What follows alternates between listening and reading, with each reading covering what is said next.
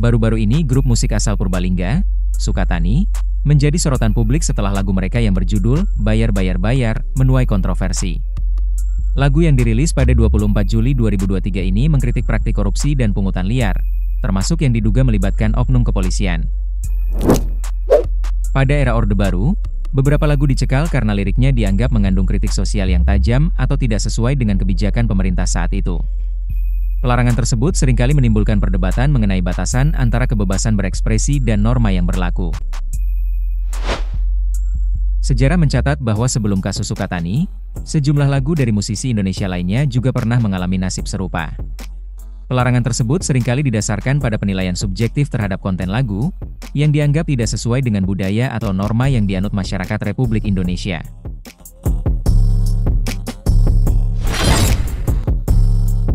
Iwan Fals adalah musisi paling populer di Indonesia, lagu-lagunya dikenal abadi dan akan dikenang sepanjang abad. Lagu Bento milik Iwan Fals misalnya, sangat ikonik di telinga masyarakat, tak sedikit orang-orang dari berbagai kalangan menyanyikannya. Bahkan, ketika mendengar lagu Bento sontak orang-orang akan bernyanyi dan teringat dengan sosok Iwan Fals. Lirik yang sarkas itu juga terkadang membuat orang tergelitik saat menyanyikannya. Lagu Bento sering disebut sebuah kritik pedas Iwan Fals kepada kepemerintahan yang ada saat itu. Ia menggambarkan sosok Bento yang kaya raya dan punya segalanya.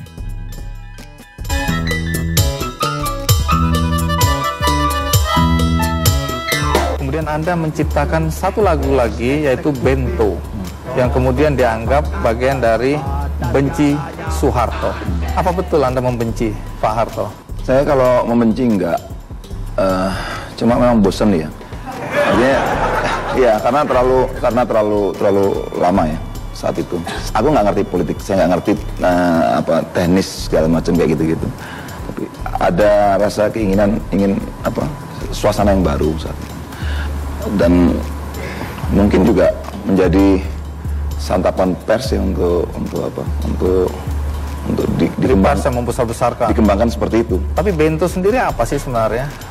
Bento itu jadi saat itu ada fenomena real estate itu, perumahan anak keluarga muda yang baru tinggal di perumahan, dan soal KKN saat itu kan biasa lah ya. Ini bukan ngeles ya? Enggak, ini benar. Ini benar.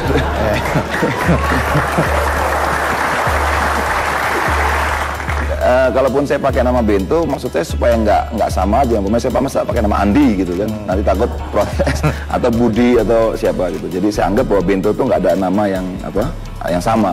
Walaupun pada akhirnya ada pemain bola dari Timur tuh namanya Bento. Akhirnya ada juga. Padahal, lagu itu merupakan pandangan Iwan Fals terhadap sebuah strata sosial yang kala itu mengusik pikirannya. Waktu itu lagi ramai tentang pembangunan real estate yang jadi impian semua keluarga muda. Sampai akhirnya mereka berani menghalalkan segala cara, ujar Iwan Fals, mengingatkan kembali cerita Bento, saat jumpa pers virtual di salah satu stasiun televisi.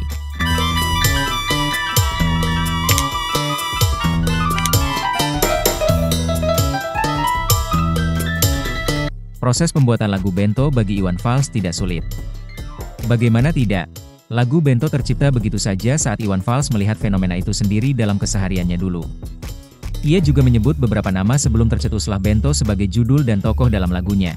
Akhirnya nulis lagu dan jadi begitu aja.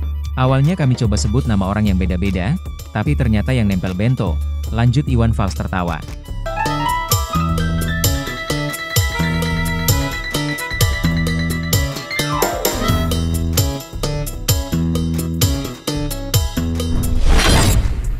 Lagu Mimpi di Siang Bolong mengandung kritik terhadap pemerintahan Soeharto yang dapat mengganggu stabilitas nasional. Komponen musik dan liriknya dianggap provokatif serta berpotensi untuk membangkitkan opini publik yang negatif terhadap pemerintah. Meski judul lagunya tampak santai, namun isi lagu sebenarnya adalah mengkritik koruptif dan manipulatif elit politik yang dominan pada era Orde Baru. Lagu ini masuk ke dalam album ke-13 Slank yang bertajuk Blur. Album ini dirilis pada tahun 2004, mirip dengan lagu Mimpi di Siang Bolong. Lagu gosip jalanan mengkritik perilaku korupsi dan manipulatif yang umum dialami oleh elit politis dan pejabat pada era Orde Baru.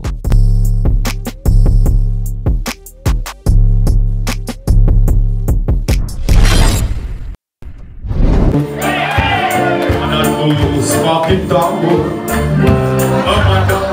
Hari menjelang maghrib, padu ngandung, istri manis menunggu istirahat. Rupanya pada sama-sama bersama. Patua sudahlah, tangan sudah terlihat lelah. Oh ya, Patua sudahlah, kami mampu untuk bekerja. Oh ya,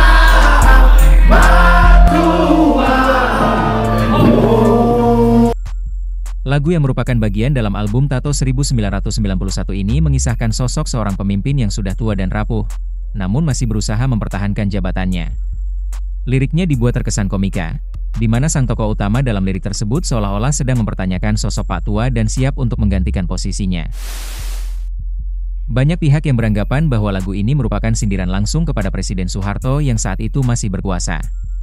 Karena liriknya yang dianggap provokatif dan membuat pemerintah merasa terancam, lagu Pak Tua akhirnya dilarang diputar di radio. Bukan hanya itu, video klip band El Pamas juga dilarang ditampilkan di televisi nasional maupun swasta.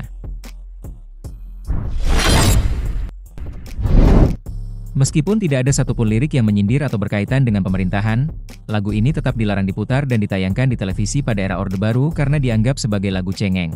Pada acara perayaan ulang tahun TVRI ke-26 tanggal 24 Agustus 1988, Harmoko selaku Menteri Penerangan saat itu dengan tegas meminta untuk menghentikan pemutaran lagu-lagu cengeng seperti Hati yang Luka. Harmoko menganggap bahwa lagu itu memuat lirik yang tidak sesuai kenyataan dan tidak positif bagi masyarakat. Lagu-lagu cengeng juga dianggap tidak bisa menumbuhkan semangat kerja sehingga mengakibatkan pembangunan suatu negara tidak akan berhasil untuk diwujudkan. Bukan hanya lagu Hati yang Luka, lagu cengeng lainnya seperti Gelas-Gelas Kaca dari Nia Daniati juga turut dilarang.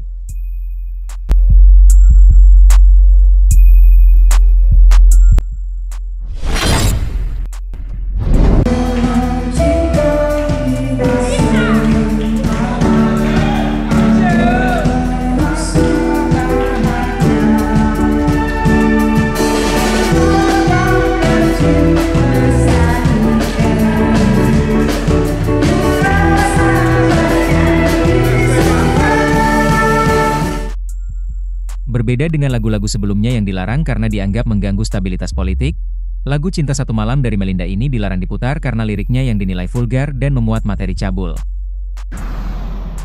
Komisi Penyiaran Indonesia Daerah Jawa Barat saat itu akhirnya melarang lagu ini diputar di media massa. Pelarangan ini juga dipicu oleh desakan Majelis Ulama Indonesia dan Dewan Perwakilan Rakyat Daerah Jawa Barat. Lagu Cinta Satu Malam diciptakan oleh Cahyadi dan dirilis pada tahun 2009 sebagai single utama album ke-6 Melinda. Liriknya bercerita tentang kisah cinta satu malam atau one night stand.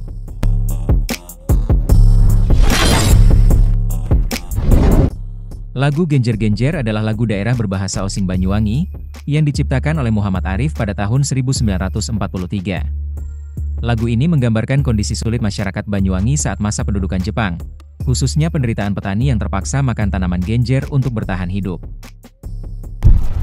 Genjer-Genjer adalah lagu yang menyimpan kisah panjang dan kompleks. Ia dimulai sebagai bentuk kritik sosial terhadap penjajahan Jepang, kemudian terjerat dalam politik dan menjadi simbol bagi PKI, dan akhirnya diharamkan oleh Orde Baru. Saat ini, lagu ini sedang diusahakan untuk kembali menjadi warisan budaya yang menghargai perjuangan rakyat Banyuwangi dan bukan lagi sebagai simbol politik.